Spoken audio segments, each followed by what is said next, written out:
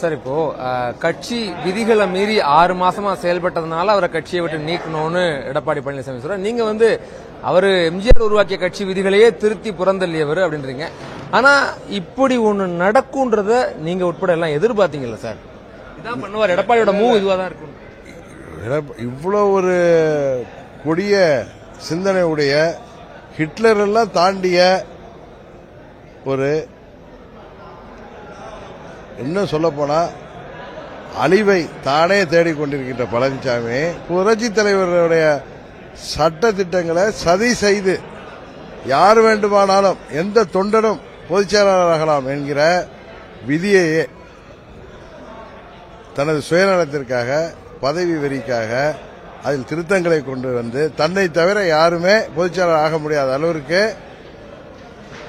அந்த புரட்சி தலைவர்கள் கண்ட இயக்கத்தை இன்றைக்கு சீர்குலைத்து விட்டு அதை ஈடிஎம்மிக்காக நடத்தி கொண்டிருக்கின்ற பழனிசாமி அண்ணன் செங்கோட்டையன் போன்ற மூத்த நிர்வாகியை நீக்குவதற்கு எந்த ஒரு தகுதி இல்லை என்பதுதான் உண்மை. சார் அவர் என்ன சொல்றாருன்னா, இப்போ நீங்க அரசியல் சந்திப்பு இல்ல பசும்பொன்ல நடந்தது அப்படிங்கிறீங்க. ஆனா நீங்களே சொல்லும் போது 3 பேரும் சேர்ந்து தேர்தலில் சந்திக்க போறோம் அப்படின்னீங்க. அப்போ அது விதிமீறதா அதுல என்ன நடவடிக்கை எடுத்து? என்ன விதிமீறல்? என்ன பழனிசாமி என்ன விதி? பழனிசாமி விதிக்குவதற்கு அவர் நீதிபதியா?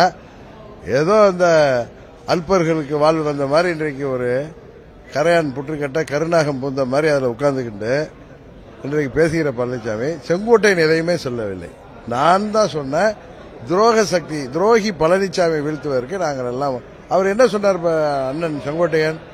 அம்மாவின் தொண்டர்கள் எல்லாம் ஓரணியில் சேர்ந்தால்தான் வெற்றி பெற முடியும். அவர் அதான் சொன்னார். ஆனால் நான் தான் சொன்ன துரோகத்தை வீழ்த்த பழனிசாமி என்கிற துரோகியை வீழ்த்துவதற்காக நாங்கள் ஒன்றிணைந்தோம். நான் தான் சொன்னேன். என்ன கட்சியை விட்டு நீக்கவும் அதிகாரம் இல்லை.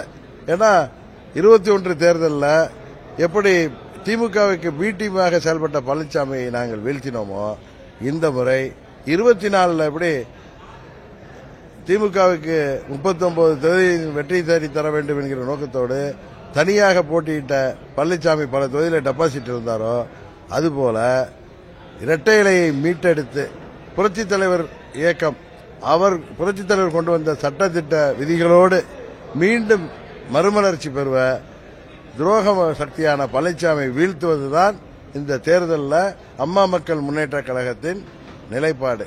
அதற்காக நாங்கள் எடுக்கப் போகின்ற ஜனநாயக ஆயுதத்தை பொறுத்திருந்து பாருங்கள். மாத்தி அவர் உங்களை எல்லாரும் துரோகின்றாரு நீங்க சொல்றீங்க. குழப்பமா இருக்கு. இல்ல உங்களுக்கு குழப்பமா இருந்தா உங்களுடைய குறைதானே தவிர தமிழ்நாட்டு மக்களுக்கு எல்லாமே நன்றாக. சார் இப்போ